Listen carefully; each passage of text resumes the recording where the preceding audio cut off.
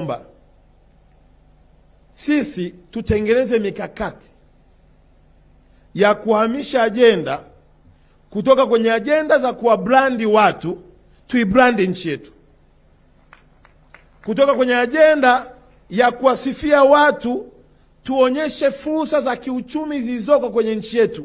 Huko ndiko fedha ilipo. Yaani wewe leo hii chukua tu sekta ya utalii. Sekta ya utalii, ukiangalia vivutio tulivyonavyo leo hapa Tanzania, hakuna nchi yoyote Afrika inayoifikia Tanzania kwa utajiri wa sekta ya utalii. Lakini tuulizane wanahabari wangapi wanaoripoti habari za utalii? Alafu twende tuangalie wanahabari wangapi wanaripoti habari za siasa.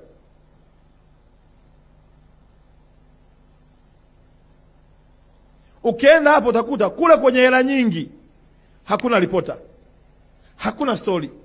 Huku ambako tuna wanasiasa uchwala, wala rushwa, mafisadi, wanaotaka kuonekana wa maana, ndio waandishi wa habari wamejaa pale. Kila siku front page, mwanasiasa. Analeta hela kiasi gani huyo? Lakini kwa nini tunampa hiyo front line? Yaani front page? Kwa sababu kuna kahela fulani tuko kwenye kamtandao kakupewa posho. Na for your information, ngoja niwaambie kitu kimoja. Ukimpigania muovu, haki ya Mungu wallahi inakuwa pia hata wanao hawatatoboa. Utaishia kwa mwandishi wa habari na ukiumwa utaomba mchango. Yaani huna hata saving, mpaka unapoumwa unaomba mchango. Kakangu Mena nakumbuka hapa, kuna kipindi tulikutana wapi pale Mnazi Moja. Tunahangaika kupambania namna kumstiri mwanahabari nguli. Tunachangishana. Kuna nguli anambia bwana ana hali mbaya sana, inabidi tumpeke matibabu. Sisi tutaendelea kuchangishana lini? Yaani mpaka lini tuachangishana? Kwa mimi nimeomba kama ndugu yenu na wengine mimi ni mdogo wenu,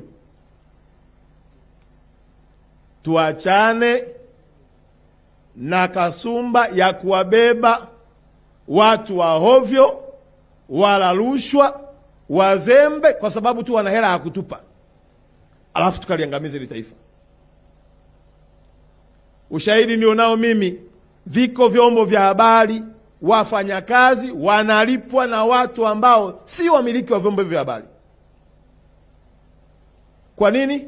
Kwa brandi watu binafsi, kutengeneza imeji zao, ili wafanyeje? Waonekane wema kwa taifa hili, wakati ni majizi tu.